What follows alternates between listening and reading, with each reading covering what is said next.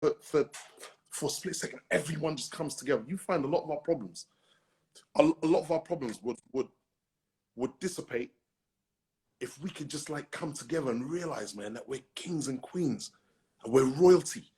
We're literally, when I say black gods, I don't care what ethnicity you are. We are black God. You trace us right back, no matter where you're from whether it's. Yeah. I had an argument with and this is and listen, let me tell you something. This ain't just a racist shit. Because some of my best friends are Jewish, they white, they this. I love them. I would die for them, right? But I had an argument with somebody, I'll say in my family, and this guy literally, I can't tell you who. He's your skin color, right? In my family. Yeah.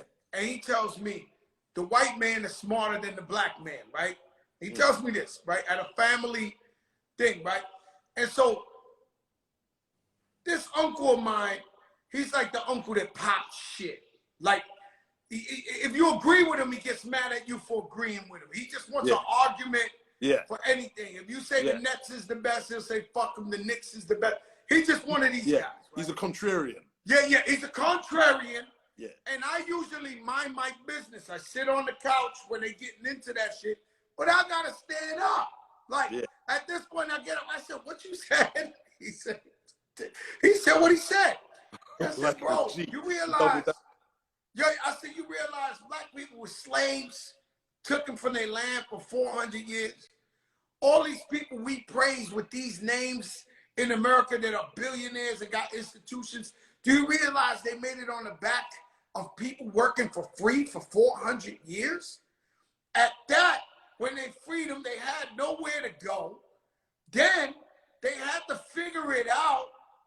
Then they made laws and all type of shit we couldn't even see, systemic racism, so we won't get ahead. And now you open up and you see so many black and Latino billionaires who started from nothing. You're gonna tell me that we not royalty?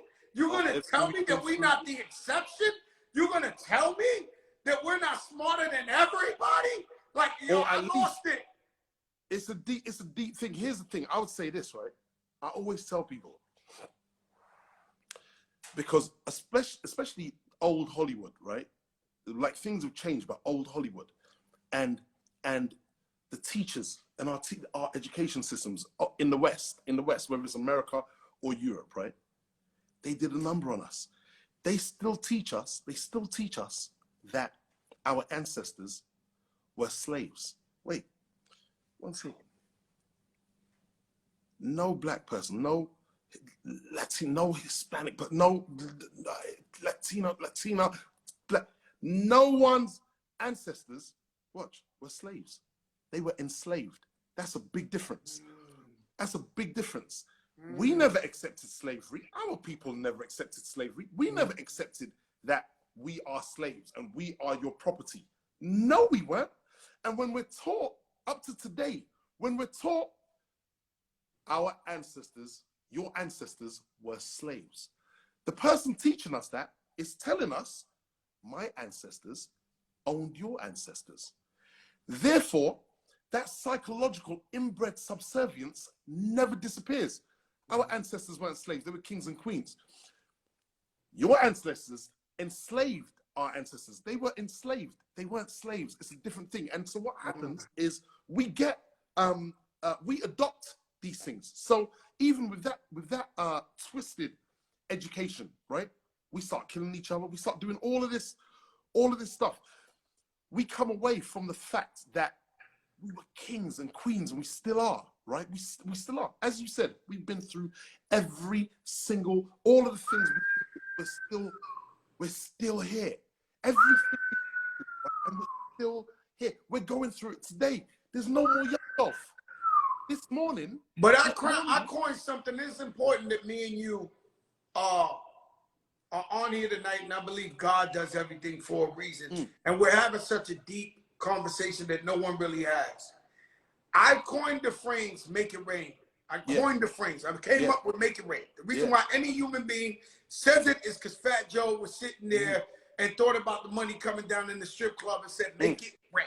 Okay?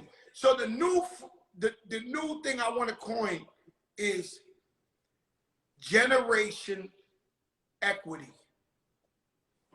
This new generation of ours, from us down to the kids, we have to teach our future kids to be entrepreneurs and own their businesses and not just think of going to college to work for someone for their success. This is generation. So you know how Public Enemy would say the revolution has been televised? I'm coining this generation equity. Fully. And so when we talk to these kids, we got to talk to them about ownership. I'm not just talking about movies, rappers. I'm talking about the juice stand. I'm talking about the so when you go, and I'm gonna give y'all all a job because I've really been thinking about this, right? And this is no disrespect to nobody. This is America. Everybody got the right to do. But you know what I did personally in one of my communities, right, in the Bronx? And this is not racism we preaching. We preaching self-empowerment, right? This is not racism, right? But I went to a strip, and I went in every business, and I said, who's the owner? It's a white person, no problem. In the middle of the Bronx. Go to the next one, Asian. Go to the next one, the dry cleaner's Asian.